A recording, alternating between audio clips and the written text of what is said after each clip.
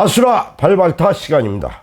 오늘은 제가 새벽 3시부터 일어나서 도대체 호합사의 석구상이 무슨 존재인지, 내가 왜 호합사에 우리 어렸을 때는 해태상이라고 했는데 그게 석구상이었는지, 그걸 엄청 책을 보면서 공부를 했습니다.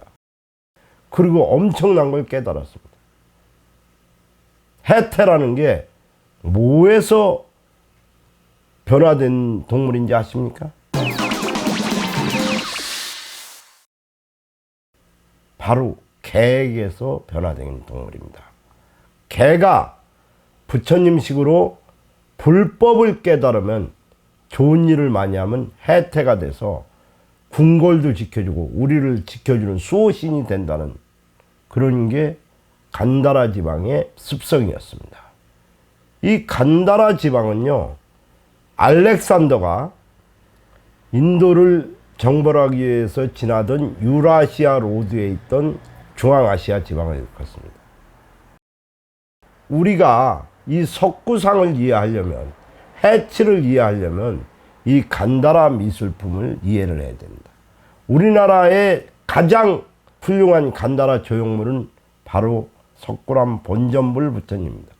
거기에 보면 부처님이 새겨져 있고요, 그 뒤로 이렇게 둥그란 테두리를 둘러서 헤라클레스, 그리스 로마신 제우스, 알렉산더 등 모든 조형물이 새겨져 있습니다.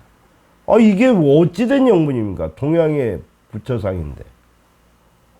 자, 부처님께서는 사후에 어떤 시각적 조형물도 만들지 말라고 유언을 남깁니다.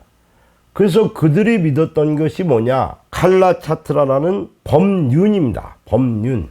둥그런 수레바퀴를 불교인들은 믿었습니다. 왜 믿었냐? 부처님을 우리는 뭐라고 그래요? 전륜성왕이라고 합니다. 전륜성왕은 마차를 끄는 왕이란 뜻이에요. 인도인들은 왜 이 마차에 대한 엄청난 경외심을 가졌을까요? 바로 인도인들을 지배한 민족이 아리안 민족이기 때문에 그렇습니다.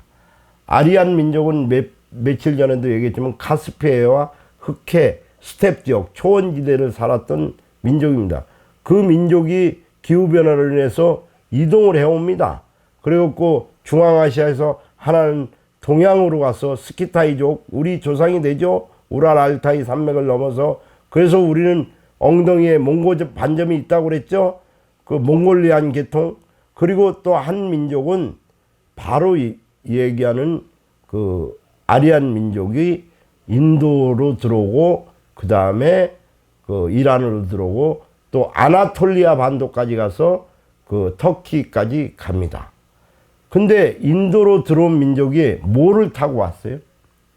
전쟁용 수레바퀴를 타고 왔어요. 앞에서는 말을 끌고 뒤에서는 활을 쏘고, 인도 원주민들이 그거 보면 기겁을 했습니다. 다 죽거든요. 그러니까 이게 두려운 거예요, 그 수레바퀴가.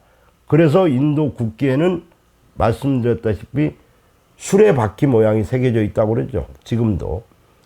그러니까 그 수레바퀴를 끄는 사람들을 되게 대단한 사람들로 생각했죠. 그런 대단한 사람 중에 최고가 전륜성왕, 부처님이란 뜻입니다. 부처님이 수레바퀴의 모양을 보고 부처님처럼 경배하던 것을 이 알렉산더가 인도로 쳐들어오면서, 그때 그리스 군병들이 모든 지역의 정복지에다 군사기지를 만들려고 남겨놓고 옵니다. 훈자에도 남겨놓고. 그래서 훈자 지역에만 아직도 파란 눈의 사람들, 그러니까 자기는 알렉산더의 후손이라고 얘기하는 사람들이 있는 겁니다, 지금도. 그리고 그 유명한 박트리아 공화국, 거기는 아예 나라를 하나 세웁니다, 그리스인들끼리. 그게 중앙아시아에 있는 거예요. 그걸 보고 유라시아 로드에 있는 겁니다. 그러니까 이 사람들이 다시 속국이 돼요. 알렉산더가 이제 거기 나가세나 존자를 만나고 거기서 불교적 깨달음을 얻어서 기로를 하면서 산드리아라는 도시를 건설하면서 빠져나가요, 그리스로. 그리스로 가서 죽습니다, 32살 나이에. 그때 불교에 심취했던 알렉산더는 뭐를 해요? 관을 손밖에 내놓고 죽습니다. 세상을 모두 가진 나이지만 죽을 때는 하나도 못 가지고 가니 부처의 깨달음을 얻어서 여러분들도 스스로를 위해 살라, 이런 유언을 남기고 죽습니다. 자, 그러면 이제 이 알렉산더가 휩쓸고 갔죠. 그 지역을 또 누가 정벌을 하냐? 바로 스키타이족으로 이렇게 갈라진다고 그랬죠. 거기에 있던 동양인 쿠시안 제국이라는 제국이 다시 이 간다라 지방을 지배해 가기 시작합니다. 그러면서 그 중에 카니시카 왕이라는 사람의 무덤에서 그 유명한 해치라는 동물이 나옵니다.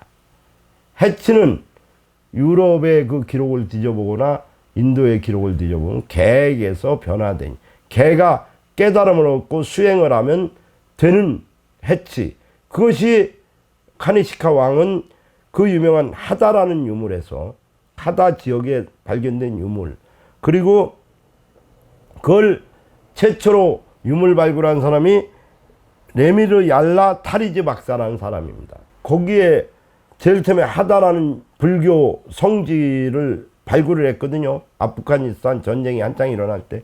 거기서 나온 게 뭐냐? 헤라클레스, 그리스 여인, 그런 상들이 나옵니다. 그런 상들이 나오면서 부처님 옆에 알렉산더가 조각된 상을 발견합니다. 이 사람이. 그래서 불상에는 그리스 문명이 영향을 미쳤다는 걸 최초로 밝힌 사람이에요. 근데 유감스럽게도 아프가니스탄 유적은 다 어떻게 됐어요? 이슬람에 의해서 다 파괴가 되고 지금은 볼 수가 없습니다. 사진으로만 남아 있습니다. 그리고 최초의 아잔탄 석굴에서 500m의 동굴을 파고 수행들을 하는 그 부처님 상들을 다 새겨놨거든요. 근데 이것에 이 동굴 중에 최고로 오래된 동굴을 발굴을 했는데 거기는 부처님 상이 없었어요. 거기는 뭐가 있었어요? 아까 얘기한 대로 법륜, 둥그런 수레바퀴에 기도하는 사람들. 그때까지만 해도 불상이 없었다는 뜻이죠. 거기에 이 기도하는 사람들만 있었어요. 그건 인도 정부에서 창하고 촛불에 그을린 벽화를 긁어내니까 그런 형상이 나왔어요. 그것은 바로 아리안들의 수레바퀴를 형상화한 거죠. 그 중에 대장이 바로 부처님이라는 얘기지 않습니까? 전륜성왕이. 그래서 그것이 중앙아시아로 불교가 넘어오죠. 쿠시안 제국이 힌두쿠시를 넘어서 알렉산더가 갔던 길을 똑같이 갔으니까.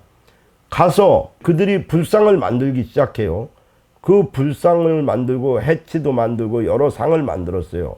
그 유명한 카니시카 왕이 그 지역, 실크로드 전 지역, 중앙아시아 전 지역을 다스렸거든요.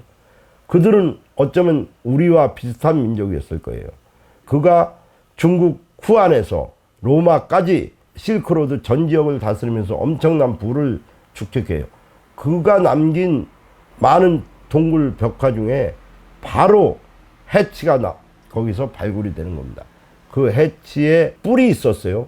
그 뿔을 어떻게 해요? 조선 궁궐로 들어오죠. 궁궐에서 그 불 때문에 고민을 했죠. 무조건 무너져 내리고 그러니까 해태상을 세우는 겁니다. 조선 궁궐에. 그 해태상과 마주보는 곳에 호합사에 해태상을 또 하나 세웠다는 기록이 있거든요. 그 기록이 바로 지금 석구상인 겁니다. 석구상은 그러니까 어렸을 때 호합사의 스님들은 그걸 알았겠죠. 무학대사는 이미 간다라 예수를 이해했겠죠. 공부를 엄청나게 하신 분이니까 무학대사의 말에 의해서 이거는 해태상이다. 그랬기 때문에 그 스님들은 그대로 받고 그걸 전해 내려왔겠죠. 그분들이 해태상이다 하고 우리한테 전해준 겁니다. 그래서 우리는 50년 동안 해태상인 줄 알았어요. 근데 경기도에서 발굴한 읍지에 그걸 석구상이라고 기록해 놨잖아요. 석구는 곧 해태와 똑같은 겁니다. 그러니까 그거를 불교 미술을 이해 못하는 경기도의 뭐 학자들이 석구상이라고 기록한 것이지, 석구상이 이꼬로 해태상이라는 거. 그것이 카니시카 왕의 간다라 미술품이라는 거. 그거를 개로 표현했다는 것 자체부터가 엄청난 문명이라는 거예요. 근데 문화재청은 그거에 대한 아무런 지금 보강조사도 안 하고 있죠. 자, 여러 설화는 존재합니다. 호합사를 창건했다는 여러 서로 뭐 불이 나서 호랑이 밑에 그걸 했다. 근데 조선왕조실록은 중앙지는 그게 등장을 안 해요. 왜 중앙지에 등장을 안 했습니까? 정도전 때문입니다. 정도전은 불교 색채를 무조건 지우는 그런 학자였어요. 불시잡변이란 책을 통해서도 얘기했지만 불교가 왜 싫으냐? 조선이 건국되기 이전에 고려는 불교를 국시로 삼았어요. 그 불교인들은 뭔 일하다가 잘 안 되면 아유 내 업이야, 내 업장이야, 업장이 내가 이 업이야. 늘 우리 지금 어른들도 그래. 아유 내가 업이지. 그러니까 이 정도저는 모든 상황이 안 되면 그냥 업에 핑계 댄다. 그래서 불교를 배척한 겁니다. 그래서 조선왕조실록에 태종실록에 정확한 기록을 남기지를 못했죠. 왜 그러면 정도전이 다 지워버리니까. 아니 정도전은 뭐 불시잡변이라는 책에서도 그랬지만 불교에 관한 그 어떤 색채도 다 지우려고 했어요. 왜? 그 이유가 뭐냐. 조선 궁궐을 지으면서 인의예지신이라고. 자, 숭례문 예잖아요. 숭례. 돈의문 의잖아요. 그렇게 유교의 역사를 다입해서 궁궐을 지었는데 그도 몰랐죠. 해태가 쿠시안 제국 카니시카 왕의 불교 유적 중에 나오는 거라는 걸 그 역시도 공부를 안 했던 겁니다.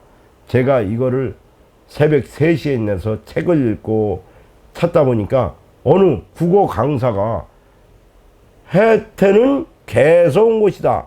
그리스 로마 신화도 있고 해태는 우리들이 상상의 동물입니다. 그러니까 곧 석구상 역시 해태라는 뜻이에요. 우리는 어렸을 때부터 그렇게 듣고 배웠지 않습니까?